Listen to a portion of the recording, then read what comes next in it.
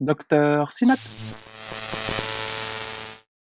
Kiana est une jeune femme de 27 ans qui vit avec un Glasgow assez altéré à 13/15, fréquence cardiaque à 35 et une tension artérielle à 160.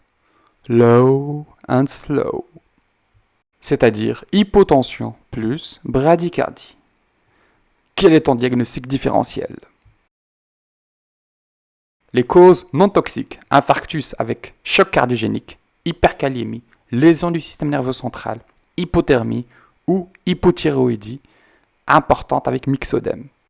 Les causes toxiques cette fois-ci. En tout premier, les antagonistes calciques, les bêta-bloquants, la digoxine, les opiacés, les antagonistes alpha-2, les bloqueurs des canaux sodium comme tricyclique, propranolone, cocaïne, psychotropes.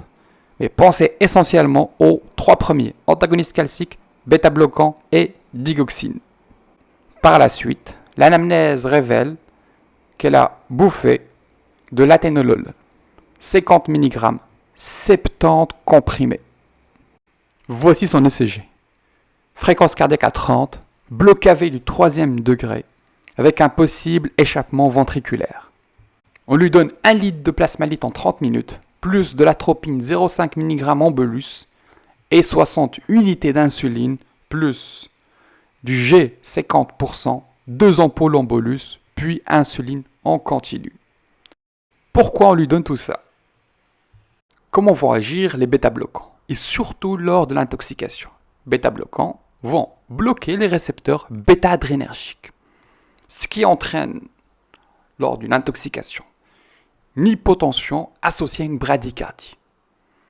Ça peut également entraîner une hyperkaliémie associée plus ou moins à une hyperglycémie. D'un autre côté, le propranolol, l'un des bêta-bloquants les plus toxiques, bloque les canaux sodium, ce qui allonge le QRS et peut aussi entraîner des arythmies, voire même un arrêt cardiaque. Au niveau du système nerveux central, coma, voire convulsion. En résumé, ça touche le cœur et le cerveau. Qu'est-ce qu'il faut faire face à une suspicion d'intoxication aux bêta-bloquants ou aux antagonistes calciques? Monitoring, voie veineuse, glycémie, ECG et penser aux co-ingestions. N'oublie pas de contacter le centre antipoison. Se poser la question si c'est nécessaire de réaliser une décontamination. Du charbon activé plus protection des voies aériennes. Si le gars est hypotendu plus bradycarde, hydrate, atropine plus pacing transcutané éventuellement, gluconate ou chlorure de calcium, plus vasopresseur, adrénaline si son cœur ne va pas très bien, ou noradré s'il a un bon cœur. N'oublie pas d'injecter de hautes doses d'insuline. De hautes doses d'insuline permettent de dégager les bêta-bloquants des récepteurs bêta-adrénergiques. Bolus de 1 unité par kilo, plus 2 ampoules de G50% en IV, plus perfusion d'insuline associée à du glucose. Toujours suivre les glycémies, le potassium, chaque 15 minutes.